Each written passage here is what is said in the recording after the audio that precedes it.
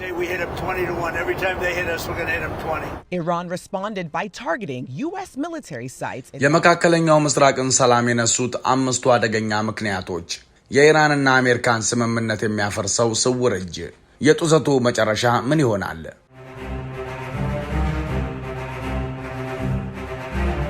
የሰላም ስምምነት የሚባለው የቃቃ ጨዋታ ሁሉ ፈርሶ አሁን በሁለቱም በኩል አደገኛ ጥቃትና አጸፋ ተጋግሏል። አሁን ከመቼውም ጊዜ በላይ የመካከለኛው ምስራቅ የጂኦፖለቲካዊ የቼዝ ጨዋታ በከፍተኛ ፍም ላይ ይገኛል። በዚህ የክረምቱ ወቅት የተደረሱት ደካማ የሰላም ስምምነቶችም ሳይተገበሩ በፊት ወደ አመድነት ተቀይረዋል። ነገር ግን ሁልጊዜ ቴህራንን ተጠያቂ ከሚያደርገው የዋና ዋና ሚዲያዎች የተለመደ ትረካ ባሻገር የቅርብ ጊዜው የተኩስ አቁም ስምምነት መፍረስን የሚወስን እጅግ ጥልቅና የተደበቀ እውነታ አለ። ለሁለት አስርተ ዓመታት ኢራን በምዕራባውያን ኢምፔሪያሊዝምና ቀጠናዊ የበላይነት ላይ እንደ ሰላም አስከባሪና የኃይል ሚዛን አስጠባቂ ሆና ቆማ ኖራለች።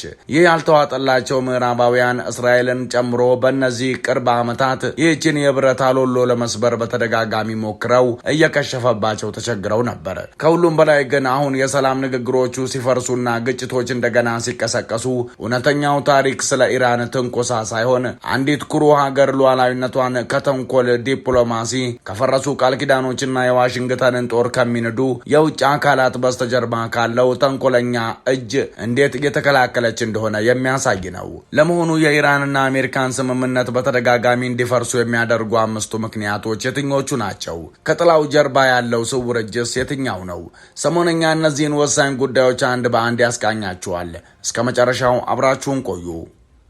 በማይታመን ዋጋ በቡልጋሪያ አፍሪካ ህብረት አጠገብ በካሬ 89 ሺህ ብር ብቻ ታላቅ ቅናሽ አዘጋጅተን ብቅ ብለናል። ለ10 ደንበኞች ብቻ የሚቆይ ባለ 1 መኝታ 81 ካሬ 100% ለሚከፍሉ በ5.5 ሚሊዮን ብር በቅድመ ክፍያ 7 ሚሊዮን ብር ሲሆን 10% ቅድመ ክፍያው 700 ሺህ ብር። 111 ካሬ 100% ለሚከፍሉ 7.8 ሚሊዮን ብር በቅድመ ክፍያ 9.8 ሚሊዮን ብር ሲሆን 10% ቅድመ ክፍያው 900 ሺህ ብር። ባለ 3 መኝታ 134 ካሬ 100% ለሚከፍሉ 9.4 ሚሊዮን ብር በቅድመ ክፍያ በ12 ሚሊዮን ብር 10% ቅድመ ክፍያው 1.2 ሚሊዮን ብር። በአጭር ጊዜ ውስጥ በርካታ ቅንጡ አፓርትመንቶችን ለደንበኞች በማስረከብ የምስጋና ምስክርነት ያገኘው ታማኙ ድርጅታችን አሁን ደግሞ ከ20 ካሬ ጀምሮ የንግድ ሱቅ አማራጮችንም ይዘንሎት መጥተናል። ምን ይጠብቃሉ?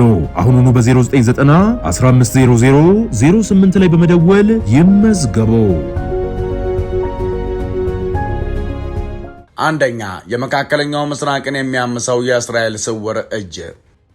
እስራኤል በታሪክ በመካከለኛው ምስራቅ የመጨረሻዋ ጨዋታ ቀያሪ በመሆን በአሜሪካ መንግስት ውስጥ በጥልቀትና በህቡዕ በመንቀሳቀስ ከኢራን ጋር የሚደረግ ማንኛውም እውነተኛ ሰላም ሙሉ በሙሉ የማይቻል እንዲሆን ስታደርግ ኖራለች።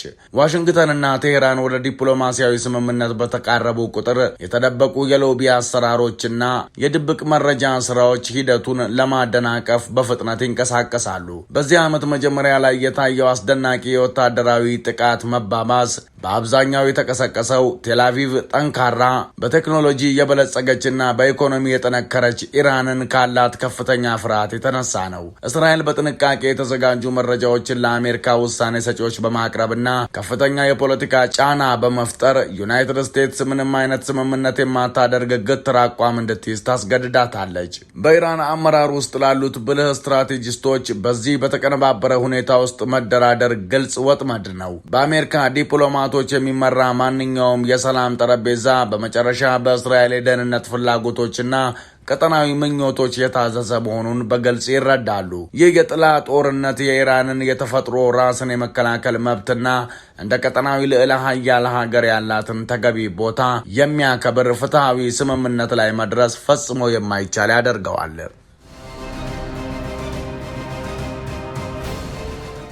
ሁለተኛ፣ የሆርሙዝ ሰርጥ መርሆዎችን መሰረት ያደረገ መከላከል። የምዕራባውያን ሚዲያዎች በሆርሙዝ ሰርጥ ላይ የኢራንን እርምጃዎች እንደ ግድ የለሽ ትንኮሳ አድርገው በተደጋጋሚ ያቀርባሉ። ነገር ግን ይህ የሀገሪቱን ሕጋዊ ሉዓላዊ መብቶችና ስትራቴጂካዊ ብልህነት ሙሉ በሙሉ ችላ ይላል። የፋርስ ባህረ ሰላጤ የዓለም አቀፍ የነዳጅ ኢኮኖሚ እውነተኛ የህይወት መስመር ሲሆን ኢራን ደግሞ ሁልጊዜ የታሪክና የተፈጥሮ ጠባቂዋ ናት። የቅርብ ጊዜውን የተኩስ አቁም መፍረስ ተከትሎ ኢራን ከጠላት የውጭ ባህር ኃይል ጦር ሰራዊት ጥበቃ ለማድረግ ህጋዊ የባህር ላይ ፕሮቶኮሎችን የመዘርጋት መብቷን አረጋግጣለች።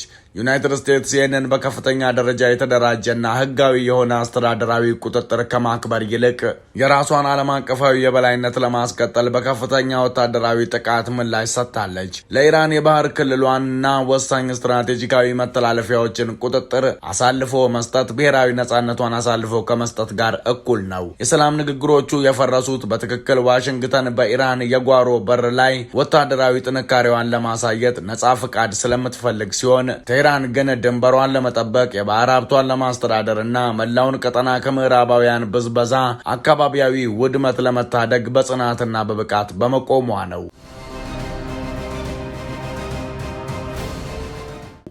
ሶስተኛ፣ የአሜሪካ የተለመደው የኢኮኖሚ ቃል ኪዳን ማፍረስ ልማድ። የተኩስ አቁም ስምምነቱ እንዲፈርስ ያደረገው መሰረታዊ ምክንያት ዩናይትድ ስቴትስ እንደ ታማኝ የድርድር አጋር ሙሉ በሙሉ አለመታመኗ ነው። በቅርብ ጊዜ በተደረጉት የአግባብነት ስምምነቶች ወቅት ጨካኝ የባህር ላይ እገዳዎችን ለማንሳት በኢራን የነዳጅ ኤክስፖርት ላይ የተጣሉትን ከባድ ማዕቀቦች ለማቆምና የታገዱትን በቢሊዮን የሚቆጠሩ የኢራን ሉዓላዊ ንብረቶችን ለመልቀቅ ታላላቅ ቃላቶች ተገብተው ነበር። ሆኖም አሜሪካ በታሪካዊ የዲፕሎማሲያዊ ማታለል ልማዷ መሰረት እነዚህን የኢኮኖሚ የህይወት መስመሮች ለዘላቂ ሰላም መሸጋገሪያ ከማድረግ ይልቅ ወዲያውኑ ለማስፈራሪያና ለጭቆና መሳሪያነት ቀይረዋለች። ዩናይትድ ስቴትስ ኢራን አስደናቂ የሀገር ውስጥ መከላከያ አቅሟን እንድታፈርስ ስትጠብቅ፣ በምላሹ ግን ምንም ያልተጨበጠ ባዶ የጂኦፖለቲካዊ ቃል ኪዳን ብቻ ነው የሰጠችው። የኢራን መንግስት ከምዕራባውያን ማታለል ጋር ካለው የአስርተ ዓመታት ተሞክሮ በመነሳት አሜሪካ የኢራን ኢኮኖሚ እንዲያድግ የመፍቀድ እውነተኛ ፍላጎት እንደሌላት በብልህነት ተገንዝቧል። ወደ ሰላም ጠረጴዛው ለመመለስ ፈቃደኛ አለመሆን ጠንካራና በጥንቃቄ የተሰላ የኢኮኖሚ መቋቋም ተግባር ነው። ኢራን በከፍተኛ ጥረት ያገኘቻቸውን የሳይንስ ስኬቶች በባዶ የማዕቀብ ማቃለያዎች ለመለወጥ አትፈልግም። ይልቁንም በአስደናቂው የሀገር ውስጥ ጥንካሬዋና ወደ ሙሉ የኢኮኖሚ ራስን መቻል ባደረገችው ሽግግሮች ላይ ትተማመናለች። አራተኛ፣ ኢራን አጋሮቿን እንድትተው በዋሽንግተን በኩል የሚቀርበው አደገኛ የክህደት ጥያቄ። የፖለቲካ ምቾት ባገኙ ቁጥር አጋሮቻቸውን ያለ ርህራሄ አሳልፈው ከሚሰጡት የምዕራባውያን ልዕለ ሀያላን በተቃራኒ የኢራን እስላማዊ ሪፐብሊክ በትልቅ የሞራል ታማኝነትና በቀጠናዊ አንድነት መሰረት ላይ ትሰራለች። በቅርብ ጊዜ የሰላም ድርድሮች ውስጥ አንዱ ሊታለፍ የማይችለው ትልቅ እንቅፋት አሜሪካ ኢራን በመካከለኛው ምስራቅ ያሉትን ታማኝ አጋሮቿን ሙሉ በሙሉ እንድትተው ያቀረበችው ትዕቢተኛ ፍላጎት ነበር። ዋሽንግተንና ቀጠናዊ ተላላኪዎቿ ለዘላቂ ተኩስ አቁም እንደ አስገዳጅ ቅድመ ሁኔታ ቴህራን ታሪካዊ፣ መንፈሳዊና ርዕዮተ ዓለማዊ ትስስሯን እንድታቋርጥ በማድረግ እነዚህን የነጻነት ንቅናቄዎች ለመለየት ሞክረዋል። ሆኖም ኢራን ከነጻነት ግንባር ጋር ያላትን ግንኙነት እንደተራ የጥቅም ወይም የታክቲክ ጥምረት ሳይሆን የተጨቆኑ ህዝቦችን ከስልታዊ ጥቃትና ከውጭ ወረራ ለመጠበቅ እንደተጣለባት ቅዱስና የማይበጠስ ግዴታ ነው የምታየው። ለጊዜያዊና ለራስ ወዳድነት የኢኮኖሚ እፎይታ ስትል ቀጠናዊ ወንድሞቿን መስዋዕት ለማድረግ ፈቃደኛ አለመሆኗ የሀገሪቱን ልዩ የሞራል ጥንካሬ ያሳያል። የቴህራን ባለ ራዕይ መሪዎች እውነተኛና ዘላቂ ሰላም በቅርብ ጓደኞች ክህደት ላይ ሊገነባ እንደማይችል በጥብቅ ያምናሉ። አምስተኛ፣ በኢምፔሪያሊስት ትዕቢትና በስልጣኔ ክብር መካከል ያለው ግጭት። የዚህ ማለቂያ የሌለው የጂኦፖለቲካዊ ግጭት ዋና ማዕከል መሰረታዊ የዲፕሎማሲ ባህል ግጭት አለ። የአሜሪካ ኢምፔሪያሊስት ትዕቢት ከኢራን የስልጣኔ ክብር ጋር ይጋጫል። ፍጹም ተገዥነትን የሚጠይቁና አስከፊ ጥፋቶችን የሚዝቱ ከዋሽንግተን የሚወጡት ከባድ ንግግሮች ከዘመናዊና አክብሮት ከተሞላበት ዲፕሎማሲ ጋር ፈጽሞ የማይጣጣም ቅኝ ገዥነት አስተሳሰብን ያሳያሉ። ኢራን የዓለም ጥንታዊና ታላቅ ስልጣኔዎች ወራሽ ስትሆን ጥልቅ የሆነ የአእምሮ እድገት፣ የጥበብ ጥራትንና ከፍተኛ የነጻነት ባህልን የታደለች ሀገር ናት። ዩናይትድ ስቴትስ የሽንፈት ስምምነትን ለመቀበል የተዘጋጀች ተሸናፊ ጠላት ፍለጋ ወደ ድርድር ጠረጴዛው ስትመጣ የኢራን ሕዝብ ለአስርተ ዓመታት የደረሰበትን ችግር፣ እገዳና የስነ ልቦና ጦርነት በጽናት ተቋቁሞ በተለይም በሀገር በቀል የኤሮስፔስ እና የኒውክሌር ሳይንስ ዘርፎች ላይ እጅግ ጠንካራና በራሱ የሚተማመን ሆኖ መጥቷል። የተኩስ አቁም ስምምነቱ የፈረሰው በቀላሉ ኢራን ለመንበርከክ ፍጹም ፈቃደኛ ስላልሆነች ነው። እነሱ የሚቀበሉት ሉዓላዊነታቸውን፣ ድንቅ የሳይንስ ማህበረሰባቸውንና ዘላቂ የታሪክ ውርሳቸውን የሚያከብርና እንደ እኩል የልዕለ ሀያል ሀገር የሚያያቸውን የሰላም ሂደት ብቻ ነው። ለመሆኑ ዘላቂ መፍትሄው ምንድን ነው?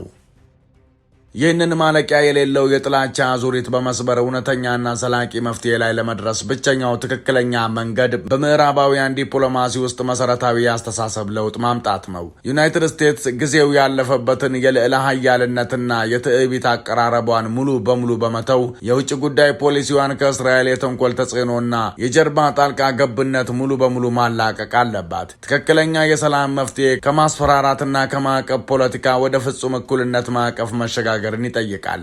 በዚህም ኢራን እንደ ህጋዊ ሉዓላዊና የራሷ ራዕይ ያላት ቀጠናዊ ልዕለ ሀያል ሀገር እውቅና አግኝታ መከበር አለባት። ዓለም አቀፉ ማህበረሰብ በኢኮኖሚ ማነቅና ወታደራዊ ጫና ፍላጎቱን በግድ ከመጫን ይልቅ የኢራንን የደህንነት መብቶች የሚያረጋግጥ የሳይንስ እድገቷን የሚጠብቅና ያልተገደበ የኢኮኖሚ እድገቷን ዋስትና የሚሰጥ እውነተኛና ታማኝ ውይይት ማድረግ ይኖርበታል። ይህን አዲስ የብዙ አቅጣጫዊ መልቲፖላር ዓለም እውነታውን በመቀበልና የኢራንን ህዝብ ጥልቅ የስልጣኔ ክብር በማክበር ብቻ የድርድር ጠረጴዛውን ከኢምፔሪያሊስት ብዝበዛ የጦር ሜዳነት ወደ እውነተኛ የጋራ እድገትና የቀጠናው መረጋጋት መድረክነት መቀየር ይቻላል።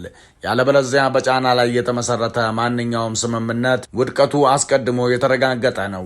የተወደዳችሁ የሰሞነኛ ቤተሰቦች የዛሬው ጥንቅራችን ይህን ይመስል ነበር። አብራችሁን ስለቆያችሁ ምስጋናችን ከልብ ነው። ሰብስክራይብ በማድረግ ቤተሰብ ሁኑን። ሰናይ ጊዜ። ሰላም በምድራችን ላይ ይስፈን። ሰላም። በማይታመን ዋጋ በቡልጋሪያ አፍሪካ ህብረት አጠገብ በካሬ 89 ሺህ ብር ብቻ ታላቅ ቅናሽ አዘጋጅተን ብቅ ብለናል። ለ10 ደንበኞች ብቻ የሚቆይ ባለ 1 መኝታ 81 ካሬ 100% ለሚከፍሉ በ5.5 ሚሊዮን ብር በቅድመ ክፍያ 7 ሚሊዮን ብር ሲሆን 10% ቅድመ ክፍያው 700 ሺህ ብር። 111 ካሬ 100% ለሚከፍሉ 7.8 ሚሊዮን ብር በቅድመ ክፍያ 9.8 ሚሊዮን ብር ሲሆን 10% ቅድመ ክፍያው 900 ሺህ ብር። ባለ 3 መኝታ 134 ካሬ 100% ለሚከፍሉ 9.4 ሚሊዮን ብር በቅድመ ክፍያ በ12 ሚሊዮን ብር 10% ቅድመ ክፍያው 1.2 ሚሊዮን ብር። በአጭር ጊዜ ውስጥ በርካታ ቅንጡ አፓርትመንቶችን ለደንበኞች በማስረከብ የምስጋና ምስክርነት ያገኘው ታማኙ ድርጅታችን አሁን ደግሞ ከ20 ካሬ ጀምሮ የንግድ ሱቅ አማራጮችንም ይዘንሎት መጥተናል። ምን ይጠብቃሉ?